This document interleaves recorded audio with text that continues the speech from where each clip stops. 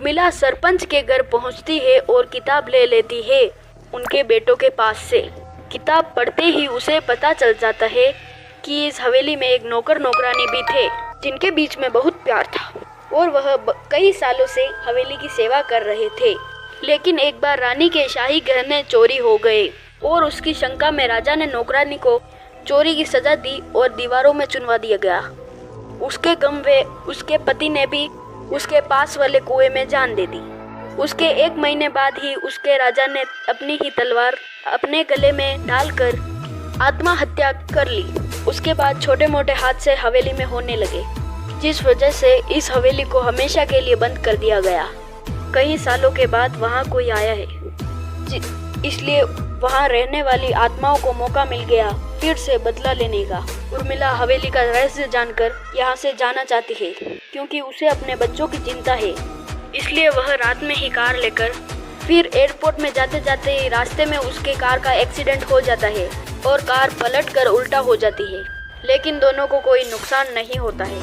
उर्मिला अपने बच्चे को बाहर निकाल लेती है और सुनसान सड़क पर भागने लगती है। रास्ते में उसे एक कार आते दिखाई देती है और कार रोकने के लिए उर्मिला सड़क के बीच में खाड़ी हो जाती है और अपनी मदद के लिए चिल्लाने लगती है कि कोई मेरी मदद करो, मदद करो।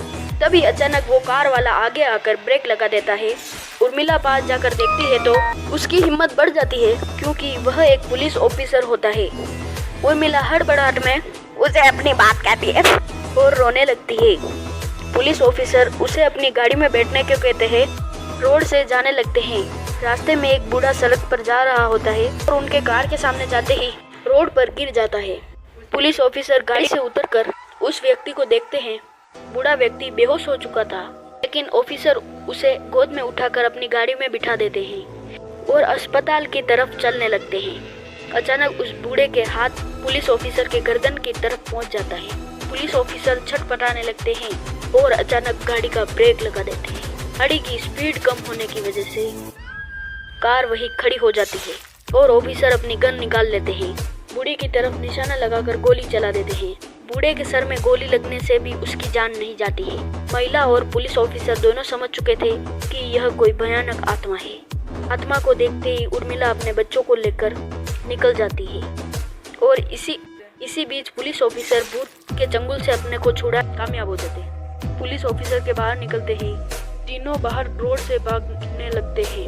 कुछ देर भागते हुए उन्हें सड़क के किनारे जगमगाती लाइट दिख रही होती है। पुलिस ऑफिसर उर्मिला से कहते होते हैं कि मैडम ये एयरपोर्ट है, जल्दी जल्दी चलिए।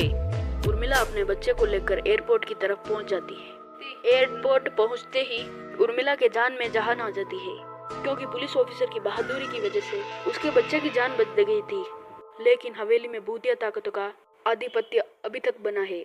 इसी के साथ खूंखार भूतिया कहानी खत्म हो जाती है। आपको ये कहानी अच्छी लगी हो तो लाइक, कमेंट एंड शेयर करें और ऐसे वीडियो पाने के लिए हमारे चैनल को सब्सक्राइब करें।